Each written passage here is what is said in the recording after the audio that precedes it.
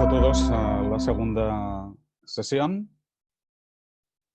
Hoy vamos a hablar de los fueros, que es un tema que creo que vais a encontrar fascinante, que tiene mucho recorrido, tiene mucho que ver con la historia de España y nos va a permitir hacer un enfoque a nuestro modelo económico que es diferente que tratar de pensarlo desde dentro. Entonces, bueno, vamos a empezar con aquí.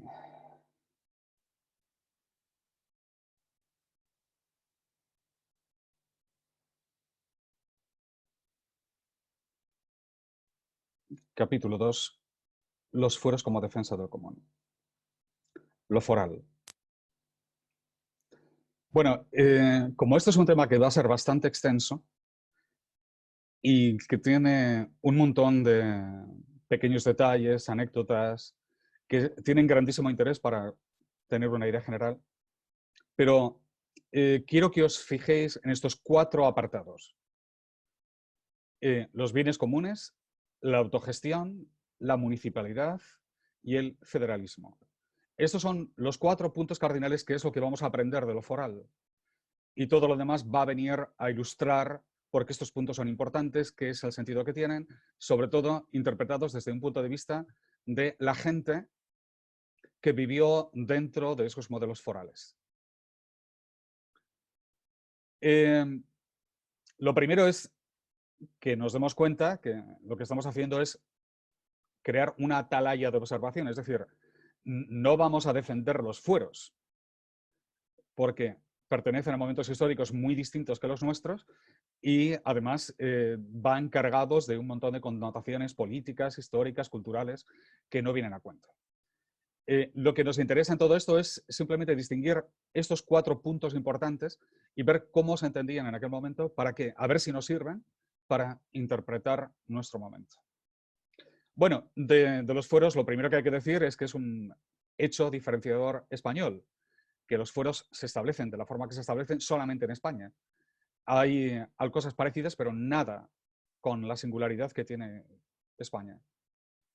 Que España fue foral en toda su totalidad, no solamente en el País Vasco y Navarra, sino también en Cataluña, en Aragón, en Cáceres, en Andalucía, en Galicia, en todos los sitios. España fue foral por completo, porque fue la forma en la que se estructuró. Y que los reyes juraron los fueros. Esto quiere decir que muchísimo antes de que existiera el rey constitucional que tiene que jurar la Constitución, aquí en España esto ya venía sucediendo desde el siglo XII y XIII, ¿no? Vamos a mirar, después de mirar al fenómeno foral, al liberalismo y capitalismo, que es lo que quiere decir este fenómeno, porque se presenta como una contraofensiva contra lo foral. Y bueno, terminaremos este orden foral al orden constitucional y viceversa, quiero decirte. Vamos a ver cómo estos 2 modelos son distintos y cómo se pueden intercambiar. Bueno, el principio del argumento sobre el fuero empieza con el forum romano. Es que la palabra, el forum romano, ya veis aquí en esta imagen, es el foro, es el mercado donde todas las cosas públicas suceden, ¿no? La palabra forum tiene una etimología muy singular. Viene de la raíz del indoeuropeo duer, que es de donde viene door en inglés, door, que es puerta. Y forum quiere decir, en particular, quiere decir lo que está al exterior de la puerta. Teniendo en cuenta que lo que está al interior de la puerta es lo privado, lo que está al exterior de la puerta, eso es todo lo público, lo común. Entonces la palabra forum indica lo público o lo común.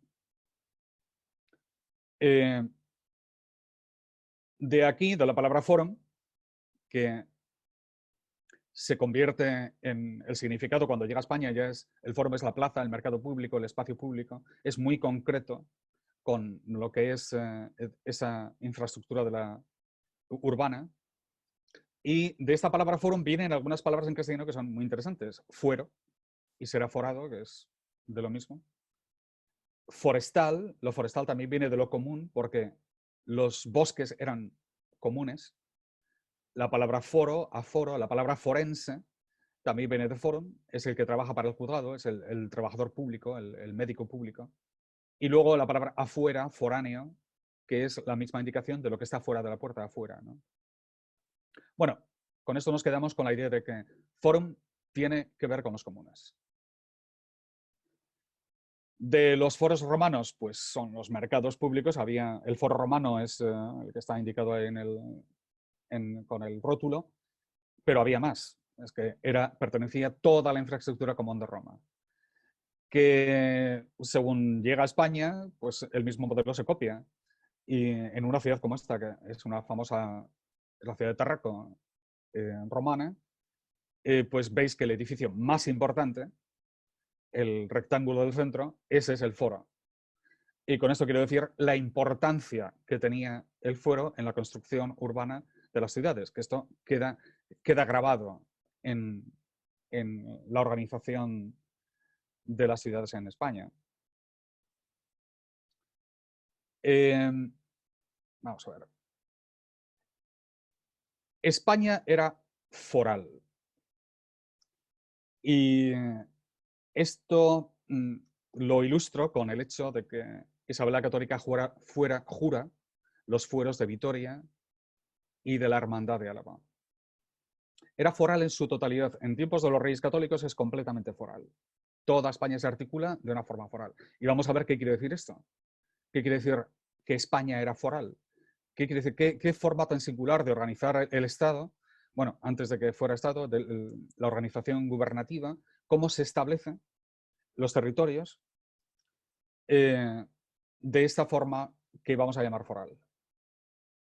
Bueno, lo primero que aprendemos de los fueros es que son municipales, ¿no?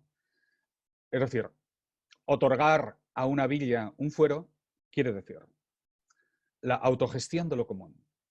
¿Y qué es lo común? El mercado público y las ferias. Eso por encima de todo. Y después los alfoces, que son los territorios que alrededor de la ciudad, del municipio, y los bosques, que también forman parte de lo común dentro de cada uno de los municipios. Esto es importantísimo porque a partir de aquí vamos a articular una serie de ideas que son fundamentales. Los fueros son municipales.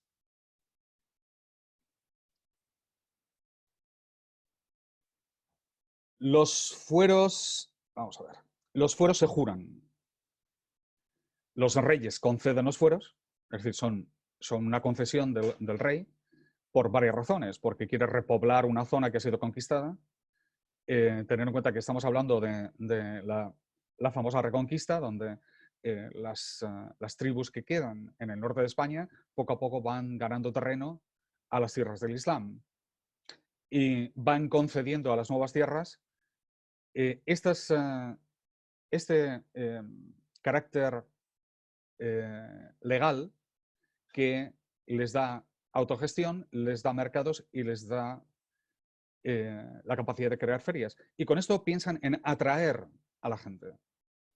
Y por eso una de las razones es la repoblación. Otra es que cuando después estas villas tienen un éxito sobre las demás, todas las que no lo tienen empiezan a reclamarlo. Entonces hay villas que lo obtienen simplemente por la petición de los ciudadanos.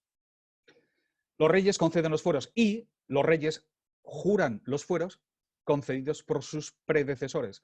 Es decir, que los fueros se instalan de tal forma que ya no hay vuelta atrás. Esto se convierte en derechos adquiridos y se convierten en el mismo fundamento identitario de las nuevas reinos que se están formando en España.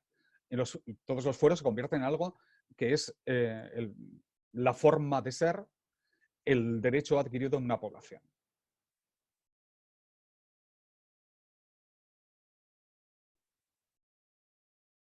Aquí os enseño Fernando el Católico en 1476. Es un dibujo que es el besamanos de Fernando el Católico, que jura los fueros de Vizcaya en la Casa de Juntas de Guernica. Aquí está la Isabel la Católica en Vitoria, en 1463. Aquí estamos en Cáceres, el fuero de Cáceres, en 1477, donde los dos reyes católicos juran los fueros de Cáceres. Y os he puesto esta porque este es Alfonso VIII, en el año 1200, esto es muchísimo antes, 300 años antes que los reyes católicos, y están jurando los fueros de Guipúzcoa.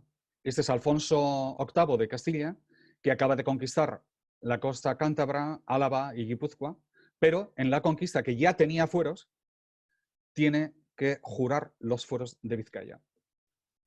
Es decir, desde el primer momento, los reyes se someten a esta ley, que juran proteger, defender y cumplir, ¿no? Y hacer cumplir. Este es el mismo Alfonso VIII que estaba jurando en Guipúzcoa 2 años más tarde, concede los fueros a la Villa de Madrid. Y yo creo que ya habéis entendido el mecanismo. Es que van concediendo y van jurando los que ya son existentes. Y entonces esta es una forma de edificar legislativamente o organizar todo el territorio en España. Aquí hay otros fueros simplemente indicativos de que hay fueros en todos los sitios. Los fueros de los reinos de Andalucía, los fueros del Reino de Toledo, los fueros del Reino de Aragón. El imperio de la ley. Con esto quería apuntar que los fueros se establecen como ley suprema, que no se pueden cambiar tan fácilmente, que el hecho mismo de que el Poder Ejecutivo jura la ley, eso le da un carácter esencial a los fueros. Y por eso he incluido la palabra nomocracia. Es una referencia a un concepto que es interesante, es la idea de que lo que gobierna es la ley, la nomocracia. Porque efectivamente los fueros son así. Restringen la capacidad del poder legislativo. No se puede hacer ley, la ley ya está hecha. Tienes un poder ejecutivo que la jura y la hace cumplir, y luego un judicial que la interpreta, ¿no? Por ejemplo, con la usura. No se puede cambiar la definición de la usura, porque el ejecutivo jura la ley, que ya dice que la usura está prohibida. Bueno, estamos hablando de una España que es foral, que se ha organizado a través de estos fueros, que otorgan autogestión a los municipios sobre los mercados y las ferias, también sobre los alfoces y los bosques, y nos encontramos con que inmediatamente después de los reyes católicos ya empieza a haber un problema con la foral. A esto le he titulado La guerra contra la foral. En primer lugar, el centralismo contra lo foral. Y empezamos con el centralismo de los Austrias contra los fueros. El primero es Carlos I, es decir, el primero de los Austrias. Educado en Flanders, viene de una tradición completamente distinta que la nuestra, y a través de la imposición de nuevos impuestos, sin pedir permiso a nadie, consigue el malestar de los que tenían que pagar, en este caso, los más inmediatos en Castilla. Y esto lleva a la rebelión de los comuneros en Castilla, que en Valencia se llama la rebelión de las Germanías. Es el primer acto de acoso contra los fueros. Como consecuencia de esta guerra de los comuneros, que es perdida, Castilla pierde los fueros inmediatamente. Y esto es importante porque este modelo de Castilla sin fueros se va a convertir en el modelo imperial. A partir de entonces, Castilla va a tener que hacer cargo de todos los impuestos, también tiene algunos beneficios, tiene muchos beneficios también, pero termina colapsando a Castilla. Y esto va a crear una distinción entre los territorios que no pagan impuestos y los que pagan impuestos, que terminará haciendo más concesiones al modelo de Castilla y quitando privilegios a los que todavía tienen los fueros. Después del centralismo de los Austrias viene el centralismo de los Borbones, desde el primero de los Borbones, el Felipe V, que es francés también, viene de otra cultura completamente distinta, que no es foral, y con los decretos de la nueva planta imponen sobre Aragón, Cataluña y Mallorca el modelo castellano. Esto se convierte en eliminaciones sucesivas de los fueros en los años que ahí tenéis descritos. Después llega el liberalismo contra lo foral. Los fueros habían sido bastante dañados o eliminados o cambiados para acomodarse al modelo imperial de Castilla, pero todavía queda todavía en Navarra y queda en el País Vasco. Y esto va a explicar por qué las cosas que acontecen a continuación, lo que viene, sucede de esa forma tan particular y por qué es tan virulenta en Cataluña y lo es en el País Vasco. Es que Cataluña acababa de perder los fueros. El liberalismo.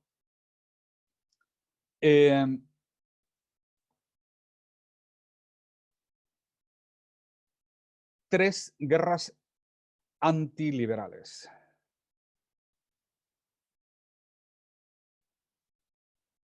La primera, en 1833 a 1839, recortes forales, constitución y fueros. Es decir, hay una primera revuelta en el País Vasco, sobre todo en el País Vasco, a consecuencia de la introducción de la nueva Constitución liberal, que introduce cambios significativos y que se proponen ir eliminando los últimos reductos de lo que ellos venían a denominar el viejo régimen. Y entonces lo foral se convierte en el viejo régimen y con el mismo argumento de que, con que se querían eliminar la monarquía en favor del Parlamento, también se quieren eliminar lo que queda de lo foral. Esto viene con la primera revuelta, la segunda revuelta, que es en Cataluña sobre todo, que termina con una represión popular fortísima y la Iglesia Católica da un salto y se coloca del lado de Isabel la Católica. Eso es lo que de Isabel II. Esto es el resultado de la segunda. Y la tercera termina por fin con los fueros de las Vascongadas y de Navarra. Desaparecen por completo. Y algunos diréis, pero todavía hay fueros. No, lo que hay es concierto económico y autonomía fiscal bajo la Constitución. Los fueros ya han desaparecido. Lo foral contra lo liberal. Para analizar este tema, que es, ya estamos empezando a entrar en materia, porque daros cuenta que estamos dentro de una economía liberal, ¿no? Lo he dividido en cuatro aspectos, en cinco, pone 4 temas, pero son 5, en 5 temas, con los cuales quiero empezar a rodar sobre qué es lo que supone el liberalismo a esta España foral, ¿no? Y entonces estos 5 temas son, lo primero es la deuda nacional, las desamortizaciones, la usura, el liberalismo y las diferencias entre lo foral y lo liberal. Empezamos con la deuda nacional.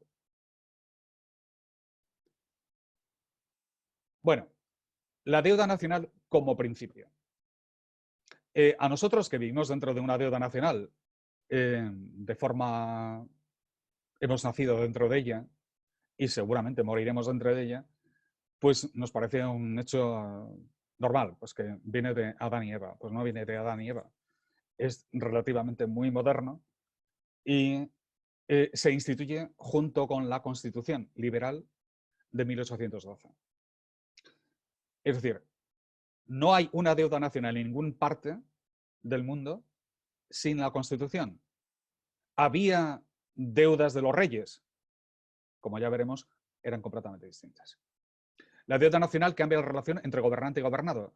Y nace el Estado. Vamos a abundar en este tema, que es importantísimo. Como el Estado es una figura nueva, el nombre se lo da Maquiavelo, pero no tiene un contenido hasta que en Inglaterra algo pasa, que lo vamos a estudiar, y surge una nueva institución desconocida hasta entonces. Todos los ciudadanos, en el caso de la deuda nacional, todos los ciudadanos, incluidos los que no han nacido todavía, se hacen avalistas de la deuda nacional por efecto de la aceptación de la Constitución. Es decir,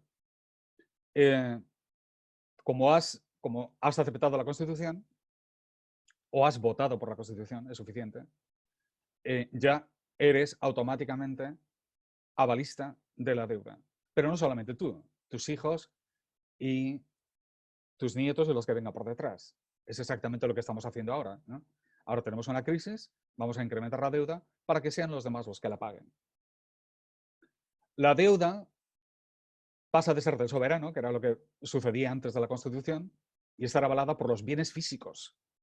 De cuando un soberano quería tomar una deuda, tenía que poner una mina, o tenía que poner un campo, o tenía que poner un puerto, o algo productivo, ¿no? Pero ahora se avala por obligación colectiva de todos los ciudadanos. Nosotros nos hacemos cargo, da igual qué cantidad, no importa. Sin permiso, sin consentimiento, sin recursos para pagar, porque hay mucha gente que tiene más deuda nominal que lo que van a cobrar en toda su vida, el pueblo puede ser endeudado de forma ilimitada. Extraordinario. Es un concepto que desde luego no existía, ¿no? Entonces, vamos a ver, ¿qué recorrido tiene esta idea de la deuda nacional? La deuda nacional y la Constitución. La primera vez que tenemos que se constituye la deuda nacional al modo británico es durante la Constitución de Cádiz, 1812, la Constitución liberal. Se legaliza la deuda nacional, se impone, se establece por primera vez porque se institucionaliza, porque esto no ha existido jamás. Aquí tenéis el artículo 355 de la Constitución de Cádiz que dice: la deuda pública reconocida será una de las primeras atenciones de las Cortes.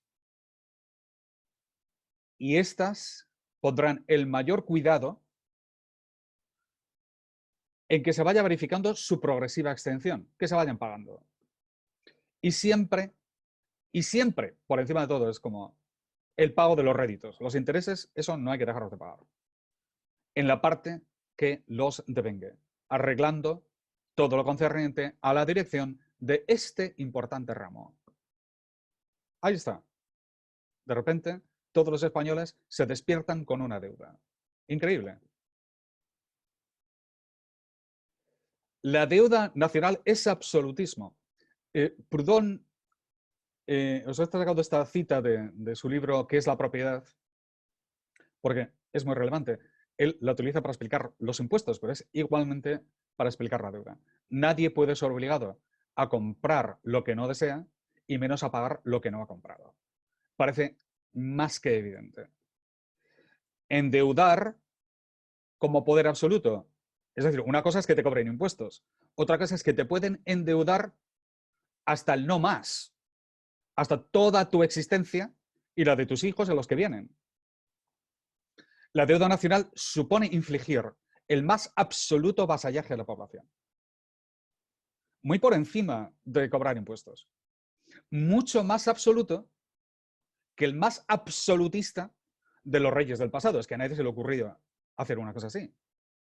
Esto se lo tenemos que agradecer al liberalismo y a las constituciones. No hay ninguna constitución en el mundo que no contenga estos tres elementos: deuda nacional, banco central y papel moneda. Todas las constituciones son iguales. Te vas a Pakistán, te vas a Estados Unidos, te vas donde quieras. Estos tres elementos son constitutivos de la Constitución. Y ya viene a decirte que todas las constituciones son liberales y son capitalistas. Todas, sin excepción.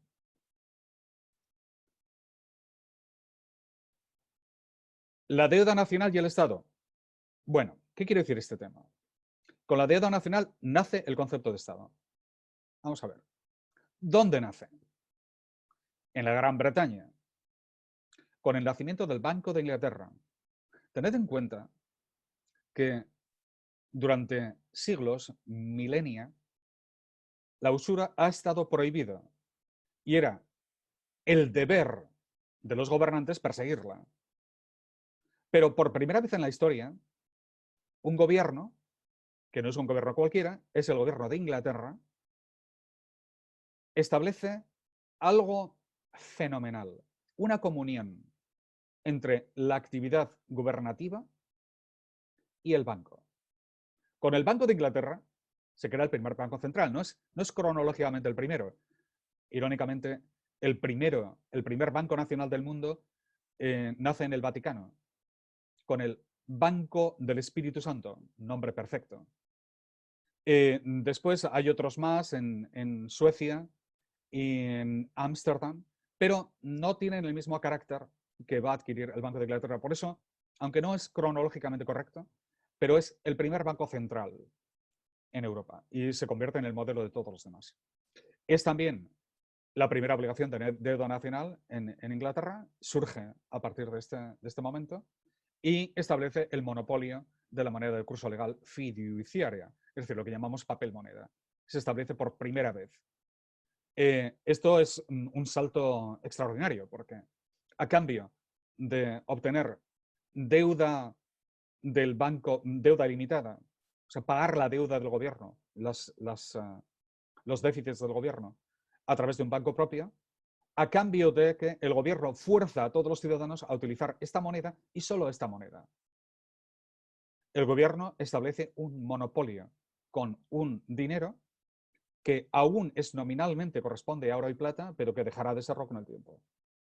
El caso es que la moneda de curso legal, de legal tender, es establecida en Inglaterra al mismo tiempo que se establece el Banco de Inglaterra. Tres cosas: deuda nacional, el Banco Central y el papel moneda. Todas establecidas al mismo tiempo. Y aquí es donde surge el Estado. Gobierno y Estado son dos ideas completamente diferentes. Es importante comprender esto.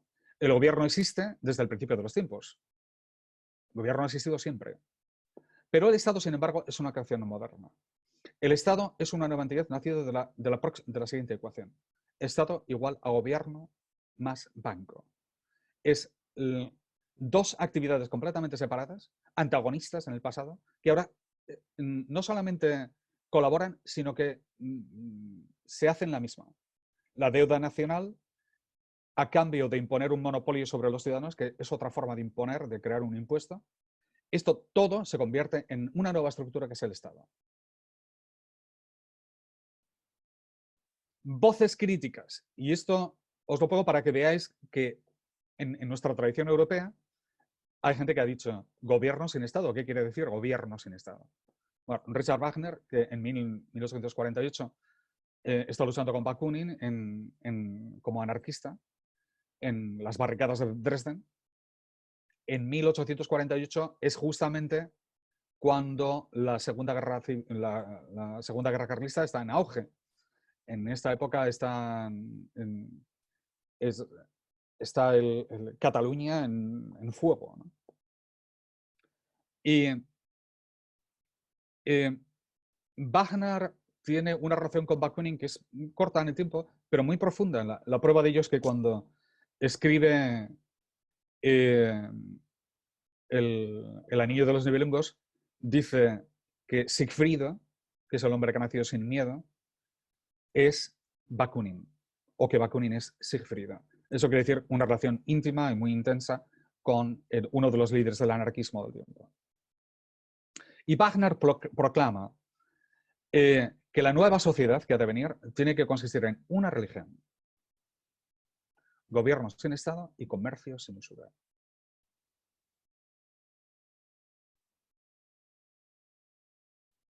Los fueros contra la Constitución, reclamaciones carlistas. Aquí empezamos a encontrarnos algunas cosas ya extraordinarias.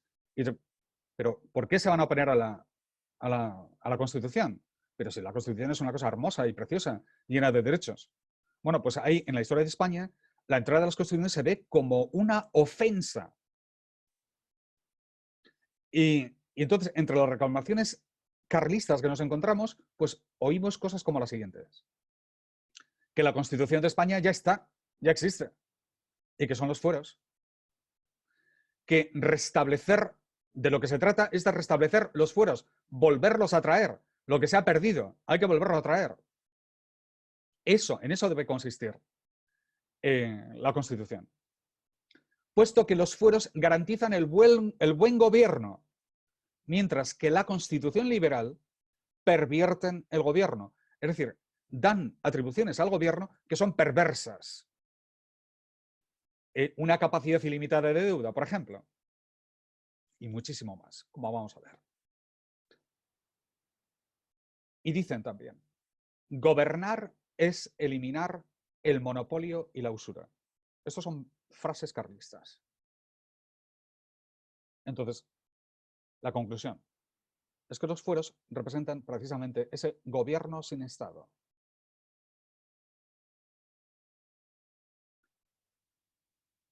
Y aquí un elemento que oyes en las voces carlistas del momento, que es bastante recurrente, una crítica contra el Parlamento, la crítica foral a la representación política. Esto también nos tiene que asustar a todos.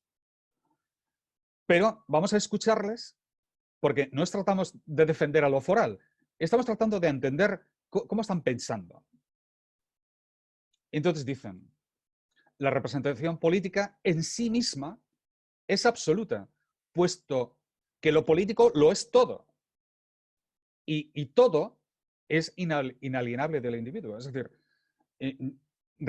Bakunin decía, si alguien te pide ser tu representante político, dice, mátalo. Dice, porque está ofendiendo, te está tratando de robar, ¿no? Es decir, nadie te puede representar políticamente, te puede representar para hacer alguna cosa en concreto, pero no en lo político, puesto que lo político es todo. Y fijaos aquí el detalle, ¿no?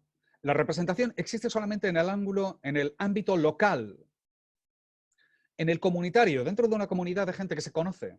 Yo esto lo he llamado un ámbito humano, donde la gente se conoce, que dices, bueno, pues represéntanos para hacer esto.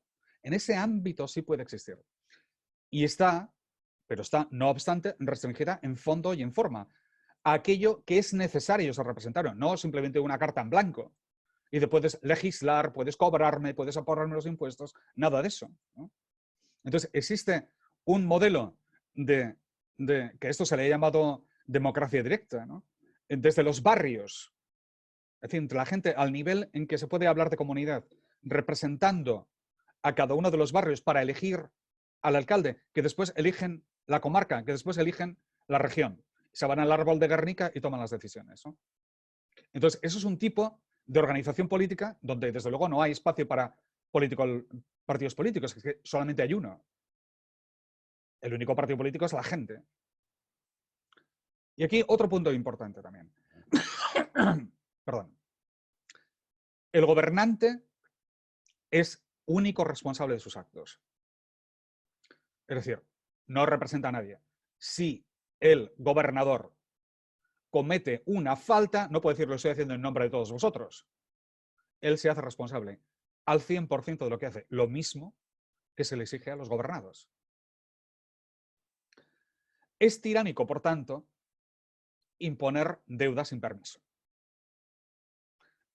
impuestos sin acuerdo, leyes sin consenso, monopolios, hacer usura, falsificar la moneda, prohibir la autodefensa, estar armados, u obligar al servicio militar. Bueno, pues estas son exactamente lo que se llaman los privilegios forales. Todas estas cosas que os acabo de mencionar. No son privilegios desde el punto de vista de habérselos quitado a todos los demás y después estos son los que quedan. Claro que tienen un privilegio. Pero los foralistas no estaban por quiero preservar mi privilegio, sino por concederlo a todos los demás. Y esto es un hecho muy importante. Mi tatarabuelo venía de un pueblo de Guipúzcoa que se llama Ataun, un tal Francisco Goicoechea, seguramente llamado Pachi en su casa. No hablaba ni papa de español, hablaba solamente en euskera. Ataón es un pequeñito pueblo en la montaña de Guipúzcoa. Pero a la edad de 20 y tantos años le tocó vivir la tercera guerra carlista. Y como todos sus conciudadanos, en un pueblo además que estaba en el centro, en el epicentro de la revuelta, pues se suben al monte, mal calzados, mal vestidos, mal armados, se suben al monte a dar la vida por eliminar lo liberal, lo que venía con los liberales, que les querían quitar los fueros. Con las desamortizaciones, es que ya la habían hecho, y es que venían más.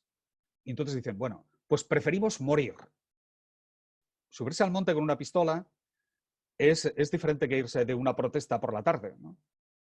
Es decir, era tan fuerte como se sentían identificados con los fueros, que el hecho de que se los quisieran quitar era como les querían matar, ¿no?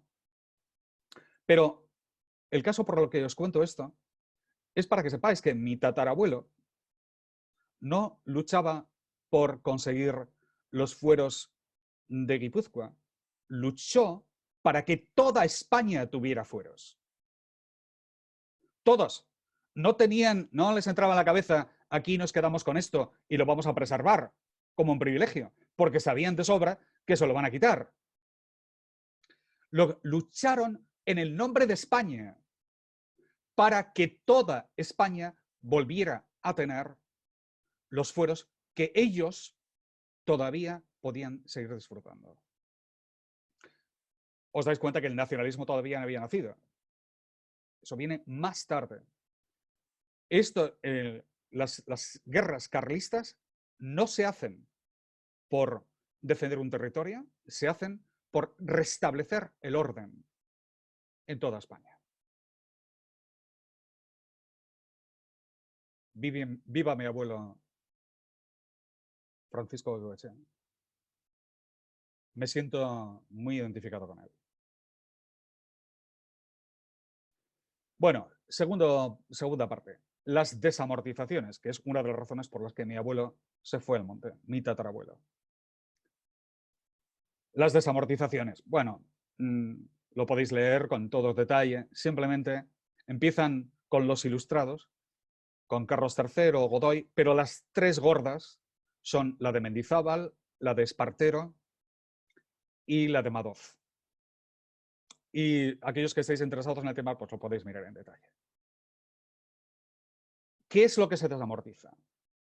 Bueno, desamortización. Desamortizan los amortizados. ¿Qué son los amortizados? Son lo que no se podía vender, lo que no se podía enajenar, ni tampoco tributaban, porque eran públicos. Es lo mismo que en los tiempos de Al-Ándalus se llamaba los jabús, el wakaf. Es que son propiedades que es que no se pueden vender. Entonces, ¿a quién desamortizan? Desamortizan a la Iglesia, que había acumulado una cantidad insensata de propiedades y se había convertido... recordad que la Iglesia no era pública. En el caso, por ejemplo, de las propiedades en tiempos de Al-Ándalus, las propiedades que son comunes es que son comunes del pueblo, pero estos son de los curas. Entonces, habían acumulado una cantidad exagerada. Y por eso, en cierto modo, esta parte de la desamortización está justificada. No de la forma que lo hicieron, no obstante. Lo podían haber hecho muchísimo mejor. Pero lo que no está justificado de ninguna manera es la desamortización civil. Es decir, la expropiación y privatización de todas las propiedades de los municipios, los comunes. Empiezan a quitar bosques, los alfoces, y empiezan a quitar privilegios por todos los sitios. Las justificaciones para hacer semejante cosa. Pagar la deuda, muy bonito. Sanear las finanzas y mejorar la agricultura. ¿Qué es lo que sucede?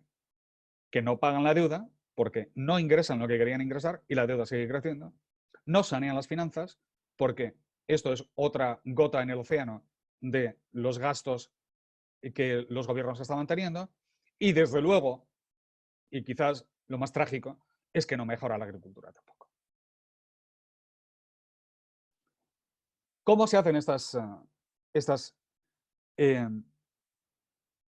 desamortizaciones? Bueno, por un sistema de subasta pública en grandes lotes que ha sido considerado, y esto te lo encuentras en muchísimos escritos de la época, como el acto más corrupto en toda España.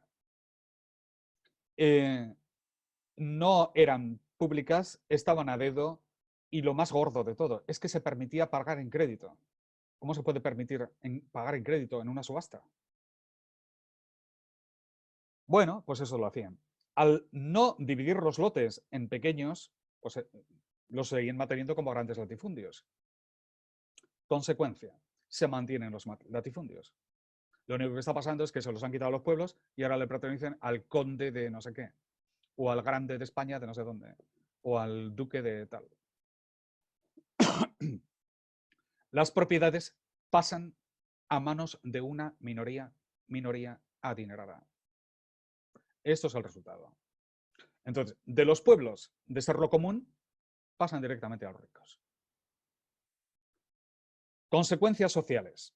La ruina de muchos ayuntamientos que utilizaban estos espacios pues, para conseguir los beneficios con los cuales pagaban al maestro o pagaban al médico o cubrían las necesidades de infraestructura. Todo esto desaparece. Pero también se crea un peonaje jornalero de gente que utilizaba los comunes y vivía de los comunes. Llevaban allí a sus animales o lo cultivaban en arrendamiento para el ayuntamiento. Toda esta gente se convierte en peonaje jornalero para trabajar con el señorito o emigran a las ciudades para servir a la nueva industria urbana que estaba surgiendo. Precioso. También se sucede una subida de los precios del suelo edificable. Antes, por el hecho mismo de residir en una ciudad, el territorio, los comunes, los alfoces, todo lo que estaba cerca, era territorio municipal, con lo cual podías edificar con un terreno gratuito, simplemente por el hecho de ser ciudadano.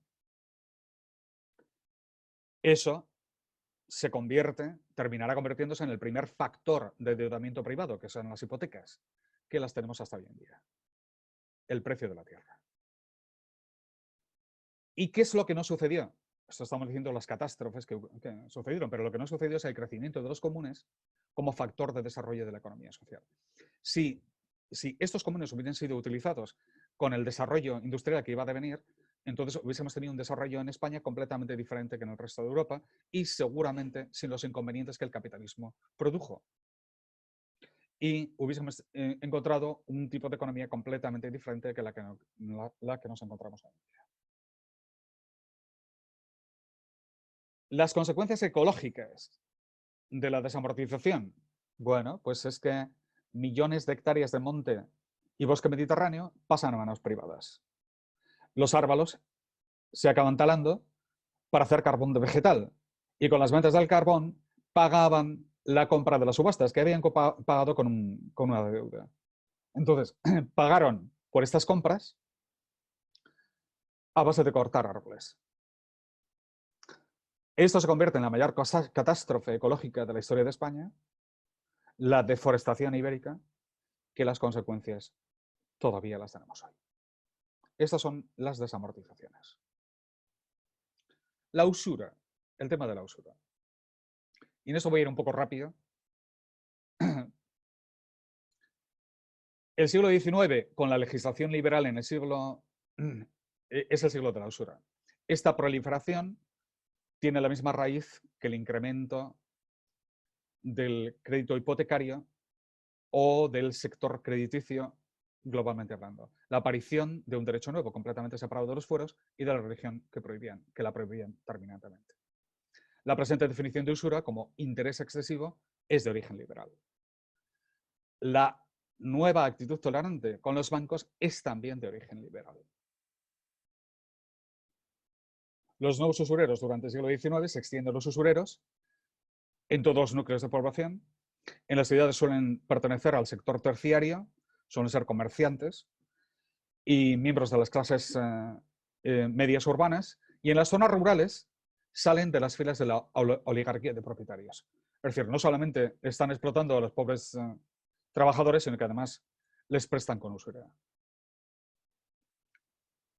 Los primeros bancos surgen durante este siglo XIX, especialmente la segunda parte.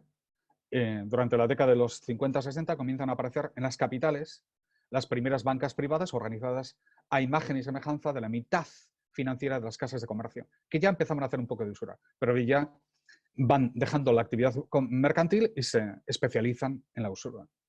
Constituyen, pues, un eslabón entre estas últimas y las sucursales de Banco de España y de los demás bancos nacionales, que empezaron a aparecer a partir del 1868 en el caso del Banco de España, y después, a principios del siglo XX, empiezan a formarse los primeros bancos, como los conocemos hoy en día. Sus características más destacadas consisten en el amplio uso del crédito hipotecario, en el esfuerzo por incrementar los medios de pago a través del empleo sistemático de pagarés y letras de cambio. Ellos son los que lo hacen práctico. Nuestra definición de la usura, la que tenemos hoy en día en España, viene de una ley de 1908. Es la Ley de Represión de la Usura del 23 de julio de 1908, también conocida como la Ley de Azcárate. Esto viene de un señor que se llama Gumersindo de Azcárate, y la citada ley no marcaba ni siquiera el límite del porcentaje. Simplemente se atribuyó a los tribunales la facultad de anular los préstamos si les parecía que eran desmesurados o abusivos. Proudhon escribe en La Voz del Pueblo, que es una revista de la cual era el director: la productividad del capital es lo que el cristianismo ha condenado con el nombre de usura. La productividad del capital. Es decir, el dinero no es productivo. El dinero no produce por sí mismo capital. No produce beneficio. Solamente si lo inviertes puede producir beneficio. Tal es la verdadera causa de la miseria, el verdadero principio del proletariado. El proletariado surge de la usura. Daros cuenta que la gran diferencia que entre este argumento y el de Marx, que viene más tarde, ¿no? La usura crea el proletariado. Y el eterno obstáculo de la emancipación de la República. La usura es el gran problema. La piedra fundamental, dice más adelante, la piedra fundamental de mi sistema es el crédito gratuito. Si me equivoco en cuanto a mi punto de partida, entonces el socialismo no es nada más que un sueño vano. En otras palabras, el socialismo prohíbe la usura. Fuero de Navarra. Este es el Fuero de Navarra. Y dice en el capítulo 11, no os lo voy a leer porque no sé ni cómo pronunciarlo, pero que está prohibida la usura. Como os voy a pasar esto, ya lo veréis vosotros. El principio es que todos los fueros que siguen el Fuero de Navarra, porque son de los primeros, prohíben la usura. Seguimos. Os he incluido aquí algunas proclamas carlistas simplemente por el interés que tienen, ¿no? Este es Zumalacárregui, el gran general de la Primera Guerra Carlista, guipuzcoano, inventor de la tortilla de patatas, para los que no lo sepáis. Los españoles contra españoles. Es de que la guerra, lo que está causando es la guerra de españoles contra españoles. Y que la culpa la tiene el sistema constitucional. Ya lo leeréis con detalle. Andrés Madrazo, un segundo comandante general, teniente coronel, en 1873, esto ya es la tercera. Habla de la monarquía constitucional o democrática o republicana de pega, la desamortización, y la califica de la expropiación de los bienes del pueblo. La última frase, abajo el sistema extranjero, porque estos lo ven como extranjero, esto es extranjero. Otra más. Esto es Carlos María de Borbón, el pretendiente al trono, en 1873, que dice también, abajo el extranjero, viva España, abajo el extranjero. Es decir, lo liberal se ve como lo extranjero, porque lo foral se identifica con la raíz fundamental de ser español. Ahora entramos ya en el liberalismo. Vamos a ver. Vamos a ver qué podemos decir del liberalismo, ¿no? ¿Qué es el liberalismo? El liberalismo es la ideología del capitalismo. Punto. El capitalismo es su praxis. El capitalismo nace en Génova, con el nacimiento del banco. Esto lo vimos el otro día con Giovanni Arrighi. El protestantismo elimina el crimen de la usura. El liberalismo inventa la justificación positiva de la usura. Es decir, lo que hace el liberalismo es no solamente decir que esto no es un crimen, eso lo hace el protestantismo ya. Lo que hacen es que dicen, no, es que esto tiene sentido. Es que es lo mejor que se puede hacer. A través de la aplicación de un humanismo racionalista para justificar la usura, que es la emergente industria bancaria. Y es por lo que el liberalismo tiene tanto éxito, es que se convierte en la justificación de la emergente industria bancaria, que va a dominar toda la economía. ¿De dónde viene? Bueno, pues es anglosajona, es protestante, esto es importante, es ilustrada, es decir, pertenece a un humanismo racionalista. El centro es el pensamiento psicológico, es decir, el hombre es el sujeto. Lo que está bien y lo que está mal depende de cómo yo lo mira, ¿no? Entonces van a utilizar este argumento, sobre todo Jeremy Bentham, en su famoso libro, En defensa de la usura. Y es una filosofía con vocación económica. El liberalismo no es simplemente filosofía, es que además tiene una vocación económica. Tres, por mencionar algunos, se podría empezar un poco antes con Hobbes, pero John Locke, que es el que crea los fundamentos filosóficos de los principios por los cuales una ciencia económica tiene que ser humanista, tiene que estar centrada y tiene que estar basada en el pensamiento del hombre. Adam Smith, que bueno, es el que introduce la idea de que el egoísmo es bueno para la prosperidad de la economía y además es conocido como el padre de la economía. Y Jeremy Bentham, que tiene como atributo el haber escrito un libro, como os he dicho antes, en defensa de la usura, que ya lo dice todo. ¿Qué es lo que dice? ¿Qué es lo que dice el liberalismo? El liberalismo dice que el capitalismo es el modelo natural, que la usura es como el comercio. Esto es lo mismo. El que gana con usura es lo mismo que el que gana vendiendo pan. Su filosofía es el laissez-faire, déjales hacer. Mientras los dos estén de acuerdo, déjales hacer. El egoísmo es la clave de la prosperidad. Mientras siempre ha sido considerado como una falta, ahora es una virtud. Es que a través del egoísmo colectivo la sociedad prospera. Es fenomenal como filosofía. La privatización de lo común. Es que lo común, lo público, es horroroso. Tiene que estar siempre en manos privadas. La democracia representativa, partidos.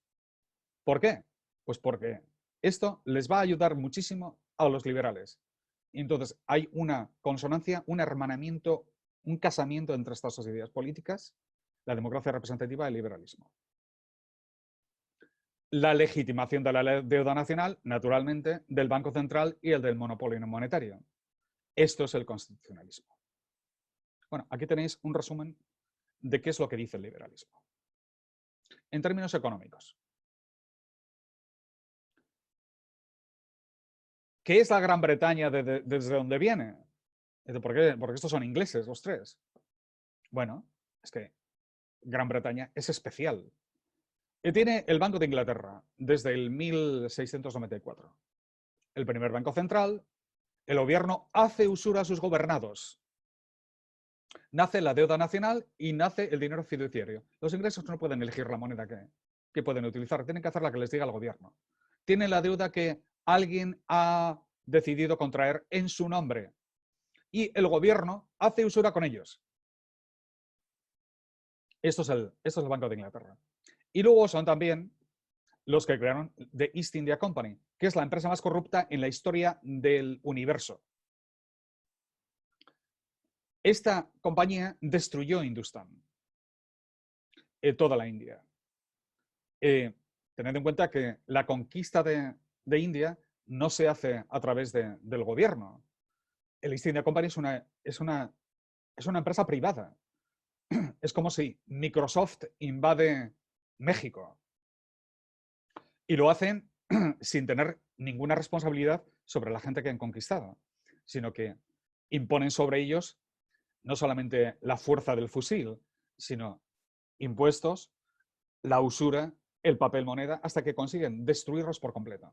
Teniendo en cuenta, luego lo hacen con China exactamente igual, pero con opio. Porque además de ser una empresa corrupta, monopolista, corrupta de arriba abajo, es que además eran el mayor cartel de drogas de la historia. Cultivaban el opio en la India y lo vendían en China.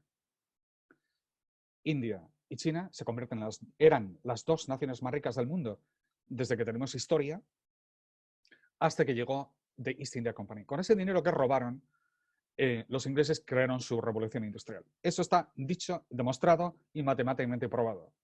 Es el robo que hacen de India que consiguen el gran éxito. Después nos dirán, el capitalismo es muy bueno, porque mirar a Inglaterra, ¿no os dais cuenta lo ricos que somos?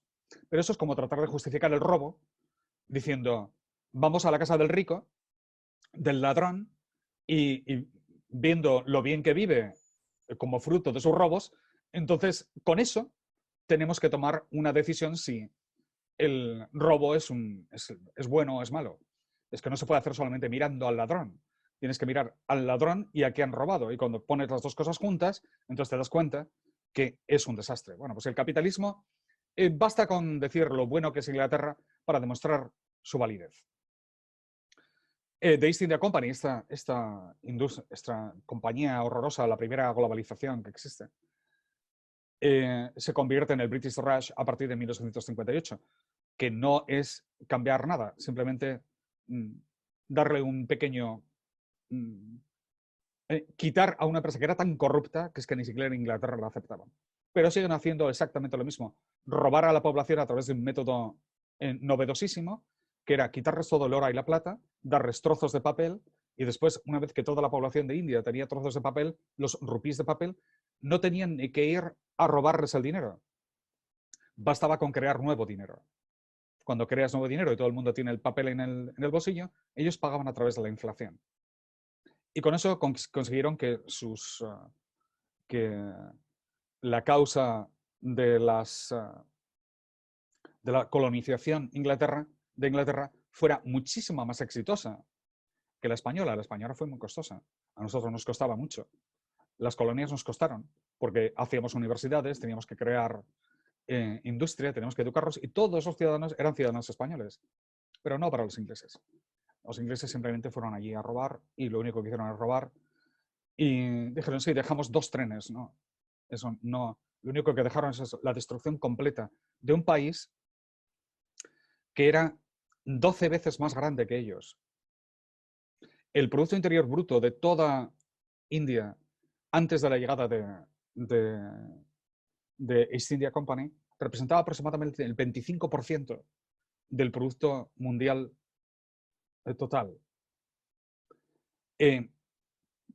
Por comparación, Inglaterra representaba el 2%. 2 contra 25. Pero es que solamente con la conquista de Bengal era la provincia más rica de Hindustán y representaba el 12%, casi la mitad de todo el Producto Interior Bruto de India. Y cuando la conquistan una provincia que es 6 veces más grande económicamente que toda Inglaterra. Bueno, estos son los británicos. Estos son los que nos trajeron el liberalismo. Y son los que lo inventaron porque estaban justificando su forma de ser.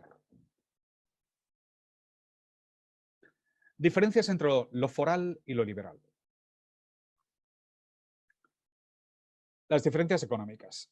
El liberalismo está basado en el sistema capitalista, que es simplemente el dominio de lo económico, bancario, sobre lo político. Esto es importantísimo. Y para comprender cómo se articula todo esto, hay que mirar, o cómo se articula todo lo contrario, hay que mirar a China. Es el único país que lo político domina lo económico. Mientras lo económico domine a lo político, pues entonces no hay una solución a través de los políticos. Hay que cambiar el sistema. Bueno, ¿qué diferencias encontramos entre lo foral y lo liberal? Lo común contra la privatización de lo común. En lo foral, tienes el patrimonio común contra la deuda nacional. Esto quiere decir que el trabajo de las personas, de las comunidades, es dejar un patrimonio común para las generaciones venideras. Les vas dando, les dejas una infraestructura, les vas dejando mejores comunes, más desarrollados, pero con lo liberal lo que le vas dejando a la generación que viene es deuda. Es fenomenal.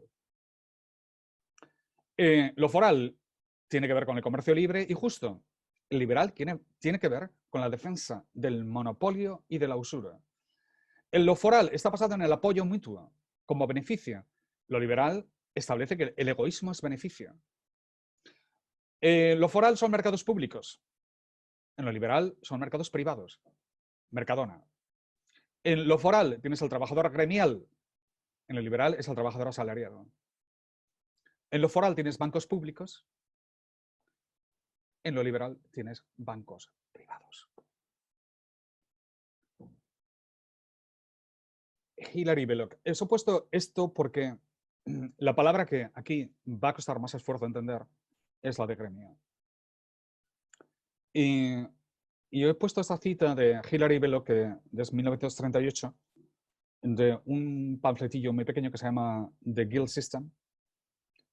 Y bueno, os lo he puesto en inglés, entonces os voy a hacer una traducción un poco rápida.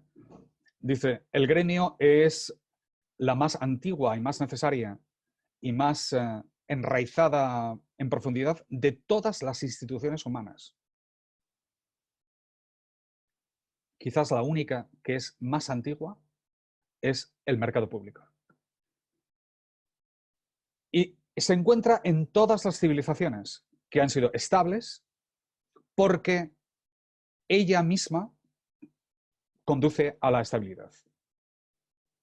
El gremio esencialmente es una asociación de gente enganchada, engaged, envuelta en la misma ocupación y cuyo objetivo primario es el soporte mutuo, la ayuda mutua. En primer lugar, garantiza lo privado y lo común, los dos tipos de propiedades. No solamente todo es comunitaria, garantiza lo privado, la propiedad privada y la propiedad común. En segundo lugar, garantiza que cualquier trabajador que quiera participar puede entrar dentro del gremio, es decir, no es un monopolio.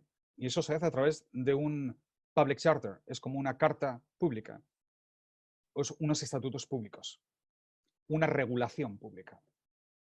En tercer lugar, hay un balance entre competición y cooperación. Y por cuarto lugar, está self-managed, está autogestionada a través de un estatuto público. Os pongo esto simplemente para llamaros la atención, porque esto lo vamos a desarrollar en los próximos días en detalle. Lo mismo que todo esto que os he dicho aquí. Esto lo vamos a desarrollar en muchísimo detalle. Lo único que me interesa es que cogéis un poco la razón por la que el liberalismo no está bien visto en esa España foral. En cuanto a las diferencias políticas también, son dos modelos incompatibles. El liberalismo afirma que el interés de todos, el interés público, es la suma del interés privado, que todas las compañías privadas, todas nos representan. Y eso es falso. Lo foral no infiere la igualdad económica de todas las personas, sino la capacidad... Perdonar, llevo hablando demasiado tiempo. La igualdad económica de todos, sino la capacidad de competir en igualdad de condiciones. De todos, gracias a una infraestructura común. Lo que busca lo foral es precisamente crear unas igualdad de condiciones, lo que los ingleses llaman level playing field, un campo de competición que esté equilibrado. Eso es lo que busca lo foral. No es que todo le pertenece a todos. Eso es falso. Ni eso ni es gremial ni es foral. Eso es simplemente soviético o de stalinismo, ¿no? Pero eso no tiene nada que ver, pero nada que ver con esta idea que le podéis llamar de izquierda, si quieres. Hay muchísima gente que han llamado a todas estas ideas. Hay carlismo de izquierdas, izquierda socialista, que están apoyando a Podemos, por ejemplo, para que os hagáis una idea de por dónde va el carlismo. Es decir, pero desde luego ni justifica que todo tiene que ser privado y que lo común deba ser privatizado, eso no en absoluto, sino que permite el balance de las dos cosas. En fin, sigamos. Lo foral representa los fueros contra la Constitución liberal, y ya hemos hablado lo suficiente. El comunalismo y el cooperativismo contra el individualismo. La democracia directa contra la democracia representativa, que ya hemos visto los problemas que trae. No hay partidos políticos, por tanto, sí hay un partido político, uno. Lo mismo que cuando el Partido Comunista Chino insiste que nosotros somos democráticos y nadie lo entiende. Porque dicen, pero es que solamente hay un partido. Es que eso no tiene nada que ver con democracia. Hay partidos políticos. El apoyo mutuo es beneficioso contra el egoísmo es beneficioso. Autonomía municipal contra centralismo. Autogestión fiscal contra impuestos estatales. Bueno, ya habéis visto que las diferencias son tremendas y por eso digo, son dos modelos incompatibles. Conclusiones. Bueno, en estas conclusiones no quiero hacer un resumen de lo que he dicho hasta ahora, sino adelantaros un poco los contenidos en los que vamos a empezar a meternos a partir del próximo tema, de la próxima charla, la tercera, porque ahí realmente vamos a entrar en materia. Hasta ahora lo único que hemos estado haciendo es mirar desde el punto de vista de China cómo se entiende a sí misma y dando unas pinceladas generales, solamente fijándonos en algunos aspectos que nos interesan. Y hemos hecho lo mismo con los fueros, que es la historia de España, ¿no? Antes de la llegada del liberalismo, y cómo reacciona contra el liberalismo y cómo critica el liberalismo y en qué términos lo hace. Eso tiene muchísimo interés para nosotros porque nuestra tarea es crear unas proposiciones, que es lo que queremos ofrecer. Entonces, aquí vamos a empezar a hablar de los contenidos de lo común. Si cogéis internet y ponéis lo común, os vais a encontrar miles de websites, de grupos por aquí y por allá que están haciendo cosas acerca de lo común. Hay co-living, estamos en contacto con arquitectos que están haciendo casas en las que tienen como las antiguas corralas, donde comparten espacio y comparten usos públicos, como por ejemplo algunos, las lavadoras, ¿no? La lavandería, o espacios donde pueden hacer comidas en común, o los jardines, ¿no? O los talleres, tienen talleres. Eso, hay multitud de experiencias de este tipo que están surgiendo ahora de repente. Co-sharing, co-working, el cooperativing, the people coming together. La gente se junta para establecer relaciones basadas en lo común. Pero todas estas experiencias, todos estos fueguecitos que hay por ahí, nunca se convertirán en un modelo político hasta que no tengan los contenidos claves. Y estos contenidos claves son estos tres que os voy a citar.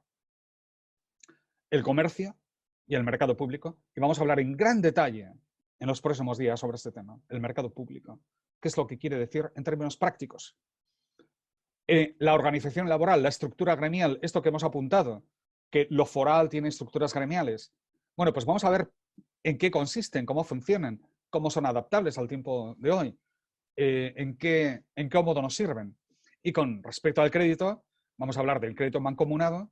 Es un crédito de grupo en lugar de individuo, porque es que no hay colateral. El aval es el grupo. Lo que te hace a ti credit worthy, lo que te da capacidad de obtener crédito, no es que tengas dinero en el banco, es que tus ciudadanos confían en ti. Por eso, si eres una persona deshonesta, no importa cuánto dinero tengas, que nadie te va a dar crédito. ¿Qué sistema más curioso? Sí, en este sistema, que es el sistema foral, si quieres obtener crédito, lo que debes demostrar es que seas honesto. No tú, sino que la gente que te conoce diga, esta persona es honesta. Ahí está el crédito. Este tipo de sociedad, naturalmente, valora el honor. La otra no lo valora en absoluto. Bueno, ahí tienes el modelo liberal en términos de psicología social, si quieres, o de valores sociales. Bueno, eso es el crédito mancomunado. Iremos en detalle sobre todas estas cosas. Y vamos a hablar también de la nacionalización de la banca, que es el gran letrero. Es la única forma que tiene Europa Occidental de salir de este agujero en el que está metida. Pero nacionalización de la banca, eso suena pues como una herejía, ¿no? Y vamos a encontrarnos cuáles son los argumentos para demostrar que esto es posible. El más fácil de todos es que, bueno, el nuevo sol en las alturas, la nueva hegemonía de China, tiene a toda la banca estatalizada. Y lo mismo que Estados Unidos nos ha hecho comer hamburguesas, pues nos vamos a encontrar con un nuevo mundo en el que la nacionalización de la banca no es tan extraño, pero es que además tiene mucho sentido. Y entonces vamos a encontrar todos esos argumentos y vamos a hablar de ellos. Bueno, con esto, sin entrar en más detalle, os anticipo por dónde vamos a ir a partir de la próxima reunión. Y vamos a ver.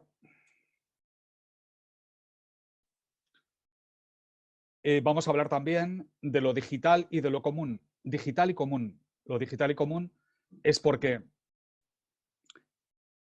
todo el mundo sabe que estamos caminando hacia una economía digital y que aquello que es un monopolio natural por naturaleza debe ser común, debe ser articulado como una propiedad común, un bien común.